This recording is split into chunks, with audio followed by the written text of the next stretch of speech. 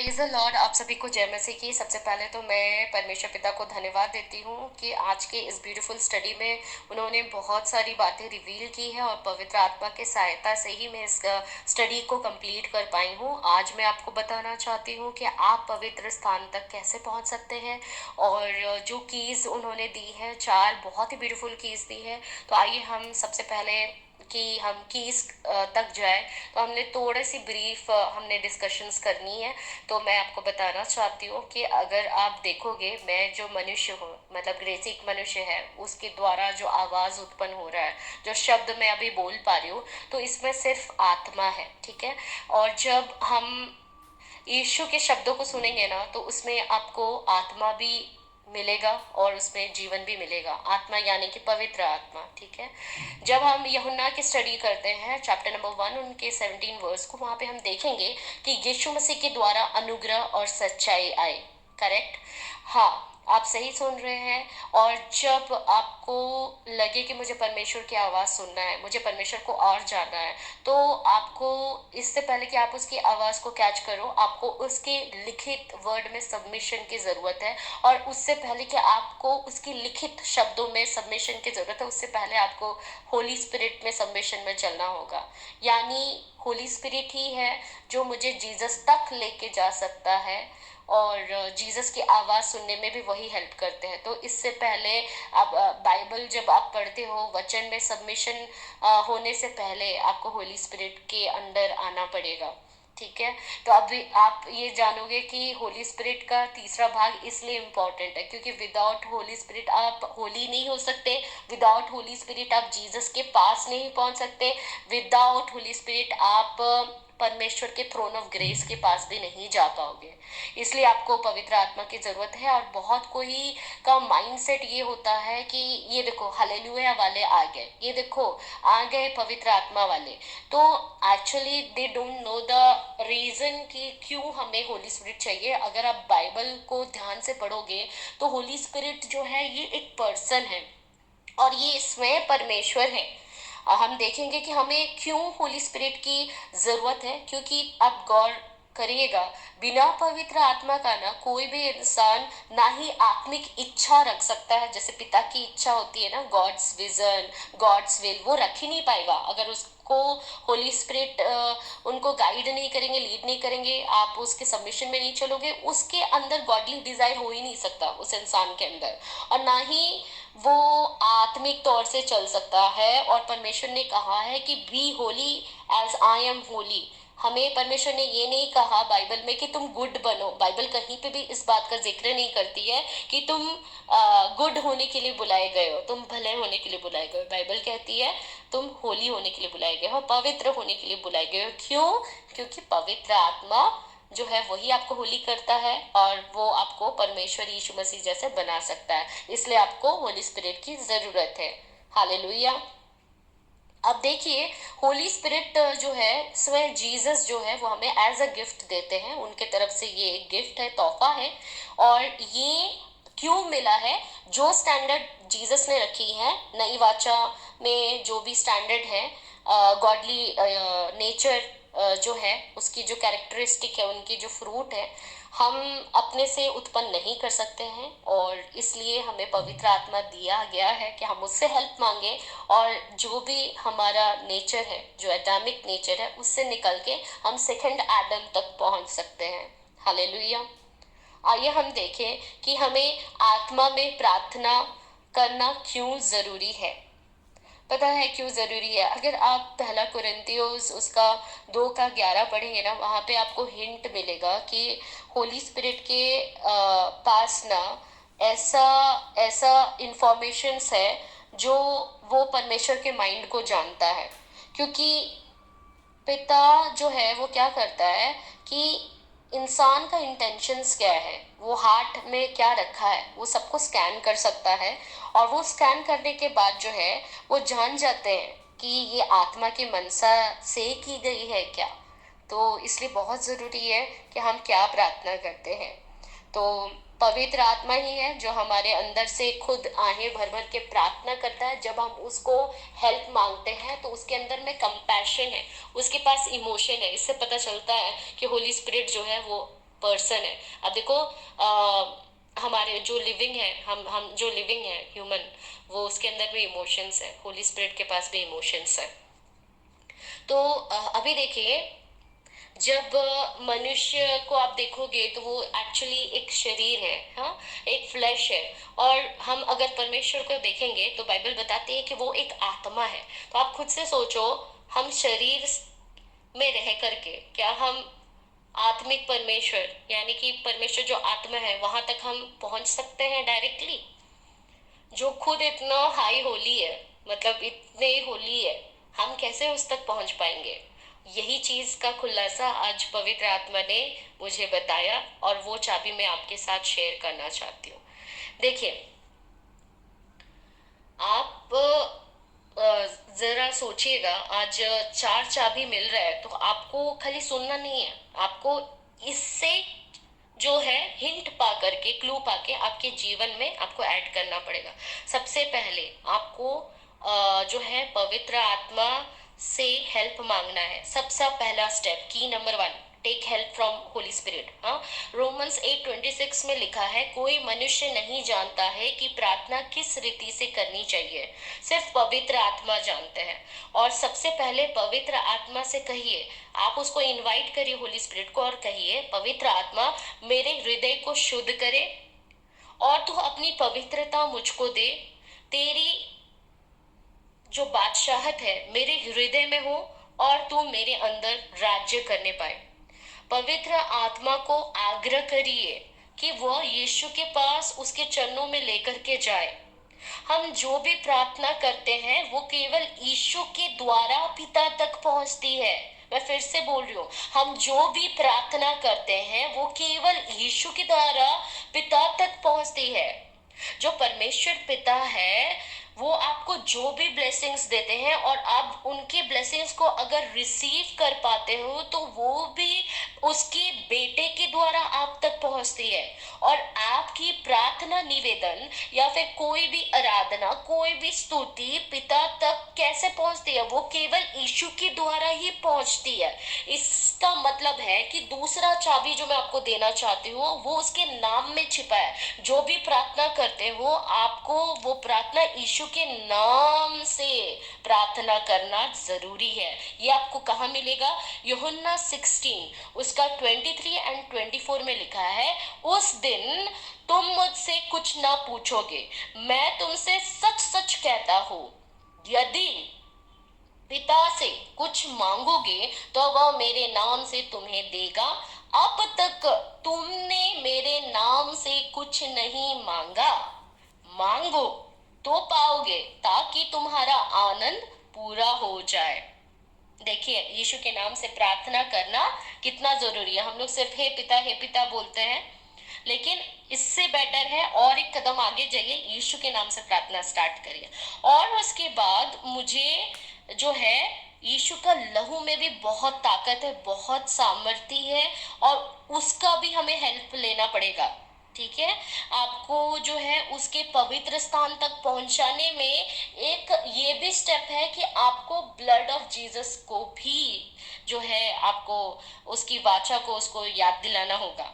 और वो आपको कहाँ लिखा है? आप पाओगे इब्रानियों की किताब उसका 10वां अध्याय का 19 से लेके 21 भाग में आपको मिलेगा।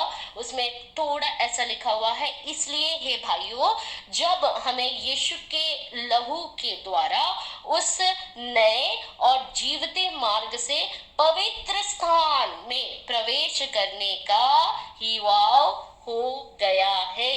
यानी कि कोई भी मनुष्य शरीर से होकर के जो है वो आत्मा तक कैसे प्रवेश कर सकता है? जब यीशु का लहू जो है उसको साफ करेगा सर से लेकर पांव तक, तभी जाकर के जो है आप उसके पवित्र स्थान में जा सकते हो। और उसका लहू क्या करेगा? देखो, जब आप उसका 22 में पढ़ोगे तो वहां लिखा हुआ है, तो आओ हम सच्चे मन, पूरे विश्वास के साथ और विवेक का दोष दूर करने के लिए, हाँ, यानी कि हार्ट का कंडीशन बहुत इंपॉर्टेंट है। जब आप गॉड के सामने जाते हो तो हृदय पर छिड़काव लेकर जो है, दे को शुद्ध जल से धुलवा कर आप परमेश्वर के समीप जा पाओगे। विदाउट हार्ट को क्लीन, विदाउट बॉडी को शुद्ध किए हुए, विवेक का अगर दोष है, विदाउट उसका साफ किए हुए, हम परमेश्वर के समीप नहीं जा पाएंगे, है ना। देखिए, हार्ट का कंडीशन इज सो इम्पोर्टेंट जब आप परमेश्वर पिता के पास जाते हो, इसलिए बहुत सारी प्रार्थनाएं रुक जाती है, प्रार्थना का उत्तर नहीं आता है। देखिए, तुम सत्य को जानोगे और सत्य तुम्हें आजाद करेगा। आज मैं ये बातें इसलिए बोल रही हूँ ताकि बहुत कोई इससे आजाद हो जाए, जाने कि हम कहाँ पे हैं। पूछिए अपने आप को, क्या आपकी बॉडी शुद्ध है? क्या आपके हृदय पवित्र है?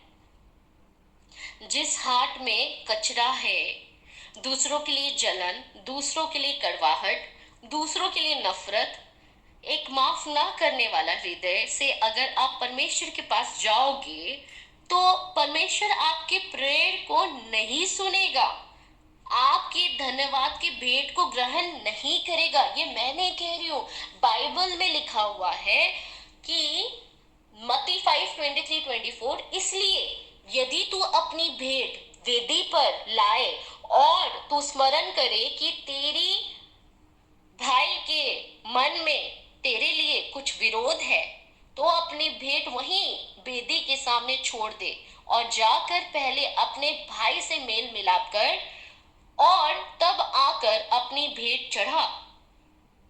अपने सारी कमजोरियों को गॉड के पास लेकर जाइए, उससे माफी मांगे और अपने मनों को फिराए।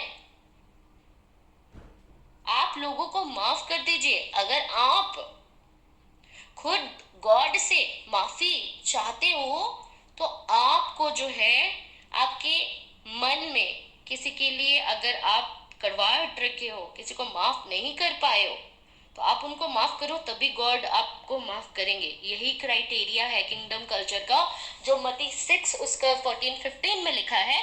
इसलिए यदि तुम मनुष्य के अपराध क्षमा करोगे तो तुम्हारा स्वर्गीय पिता भी तुम्हें क्षमा करेगा, और यदि तुम मनुष्य के अपराध क्षमा ना करोगे तो तुम्हारा पिता भी तुम्हारे अपराध क्षमा ना करेगा। इसके बाद जो है, अब देखो, अब तक मैंने क्या कहा? मैंने ये कहा कि पवित्र आत्मा से हेल्प मांग के हमें यीशु के नाम से और by the power of Holi blood of Jesus मुझे उसके अनुग्रह के सिंहासन के पास जाना है। यानी कि अब बारी है कि आपको थ्रोन ऑफ ग्रेस के पास जाना है। क्यों? क्योंकि मर्सी और ग्रेस वहीं से फ्लो होता है। अगर आप देखोगे हिब्रू 4:16, वहां पे लिखा है, इसलिए आओ हम अनुग्रह के सिंहासन के निकट हियाव बांध कर चले कि तुम पर दया हो और वह अनुग्रह पाए जो आवश्यकता के समय हमारी सहायता करता है। अब आप पूछोगे इसका क्या जरूरत है और इसका क्या मतलब है कि आवश्यकता के समय हमारी सहायता करेगा। अब आया मेन थिंग। देखिए, जब कोई मुझे बुरा भला बोलता है और मुझको अंदर से सुनाने का मन करता है और मैं सामने वाले से रूडली बात करती हूँ, आप रूडली बात क्यों किए? आप झगड़ा क्यों किए?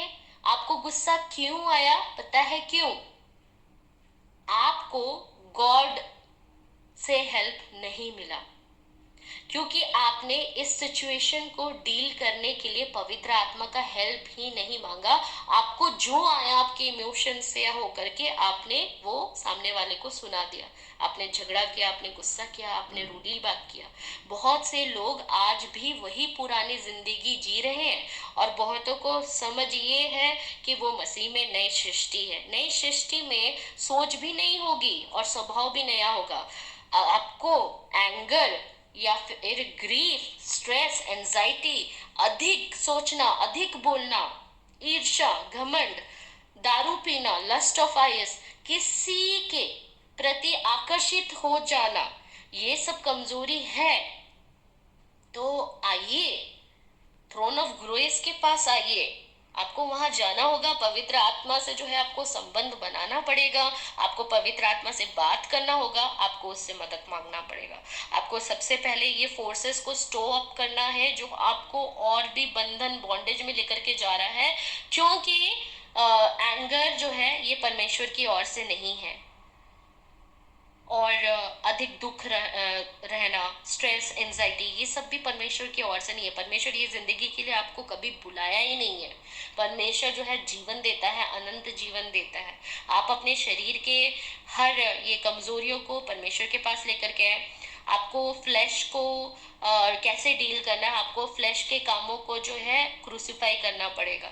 ठीक है, शरीर को आप कास्ट आउट नहीं कर सकते, फ्लैश को आप कास्ट आउट नहीं कर सकते जैसे आप डेविल को कास्ट आउट करते हैं। फ्लैश को क्रूसीफाई करना होता है। तो आप बोलोगे फ्लैश क्या है बाबा, तो आप देखिए गलेशियंस 5:19-20-21 में लिखा हुआ है कि फ्लैश का काम क्या क्या है।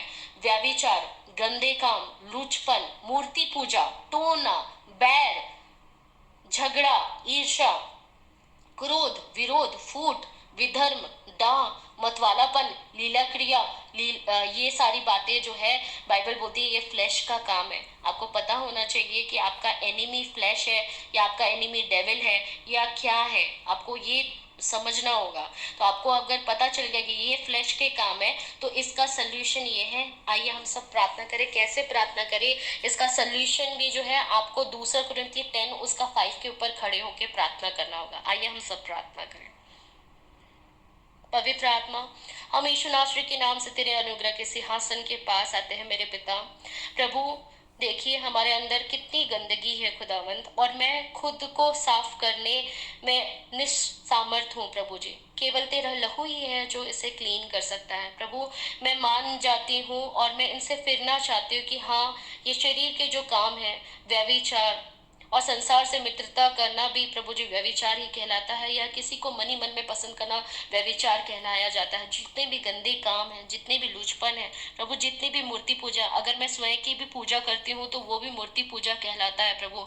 अगर मैं सबसे ज्यादा अधिक समय प्रभु जी आपको जो देना चाहिए, वो जो जो मेरे मन में दूसरों के लिए ज्यादा अगर जगह आ गया प्रभु, वो भी मूर्ति पूजा कहलाता है प्रभु, इसमें भी क्षमा करें। टोना, बैर, झगड़ा करना प्रभु जी, ईर्ष्या रखना प्रभु जी, क्रोध करना, विरोध, फूट, विधन, डा, मतवाला, पनीला क्रिया, ये सब प्रभु जी मैं तेरे सामने लाती हूँ। और जैसे आपका वचन कहता है, इसलिए हम कल्पनाओं का और हर एक ऊंची बात का जो परमेश्वर के पहचान के विरुद्ध में उठी है, हाँ मैं मान लेती हूँ ये सारे शरीर के काम ही तो है जो परमेश्वर के पहचान के विरुद्ध में है और उसके विपरीत काम कर रही है और उसके सामने ऐसे उठ गई है। परमेश्वर मैं चाहती हूँ प्रभु इन सब को प्रभु यीशु के नाम से मैं खंडन करती हूँ, मैं क्रूसीफाई करती हूँ और हर एक भावनाओं को कैद करके मसीह की आज्ञाकारी बना देती हूँ। यीशु मसीह के सामर्थी नाम से मुझ पर प्रभु दया और अनुग्रह कर।